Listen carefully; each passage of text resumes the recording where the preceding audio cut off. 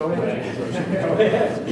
very critical even on a good day. I've had personal best races where I think some of the people around me are happier than what I am, and I'll be like, yeah, it was great, but this was bad, or that could have been better, or certain things could have gone in a more specific way, and I think that for me sometimes gets a bit frustrating. But that's the only way you can get that. So I analyse everything. I look at how I slept, to how I travelled, to what I ate, to what type of did I judge the race badly with my competitors. It's always good to have, although you run your own race in a 400, you need to have one or two guys that are either in front of you or very quick on the first 200 in your inside, so you can manage the race and say, okay, be critical of yourself during the race, because otherwise, you can find yourself in a difficult position with 100 meters to go. So sometimes if you have one marker or two markers and they don't have a good race, you've focused on running a specific way, you need to adapt to that quite quickly in a race, so you need to be open to all the kind of scenarios that may happen. And when a race doesn't go well, you need to say, okay, what happened? Was my planning flawed? Was my race? Most of the time it's just execution. You need to go out. 400 is not an easy race. You need to go out hard and stick to your guns, and if you've got niggle or alignment problem with your, like I had with my hip, then you're gonna struggle on the last 100. So you can run as much as you want, but you see often races where athletes say they just stayed relaxed, and that's when they run fast. So it's not to get in a panic and not to tense up, and just remain focused, remain calm, put your power down, and keep it clean, I guess. Is there a problem with overthinking? Yeah, ultimately it's a physical event. You can. My coach always says, when people say, I'm going to run like this, I'm going to do that, I'm going to do it. So you can't talk yourself through a 400. It's not going to happen. And any good 400 meter athlete will tell you, actually, you can't say, this is how I'm going to do that. But you have to have a plan. So you go in with a game plan, you try to execute that plan.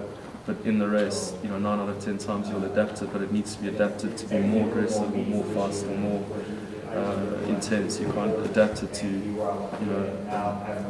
a negative standpoint. So whatever happens, you make quick decisions. Every stride, you've got a certain mindset, and you're in a certain stride, and you're contemplating: should I go? Should I stay? What's happening? How's the wind? All these factors. These are all things that take time, and it takes time off the finish. So you need to make those decisions and make them fast. But you can only make those decisions if you have a game plan. That okay, look, if the wind starts blowing in from this angle, what am I going to do? If the field goes, am I going to attack? Am I going to stay with them? Am I going to ease off and then hit harder and hope that they fatigue during that place? You've got to make all those decisions. But the 400 is ultimately flat out the whole way. So there's only so much, thinking that needs to be done. Being critical, what would be your perfect race that you're looking for? Perfect race starts 2-3 days before. It's being in good form and being rested, and then going into a meet, traveling easy, not having any hang-ups at the airport or anything like that, and then everything. Often a lot of the meets we run in are specific to a certain region, so they serve types of food found in that region, and if you can't find something that you're used to, that can become a problem. So diet's a big thing.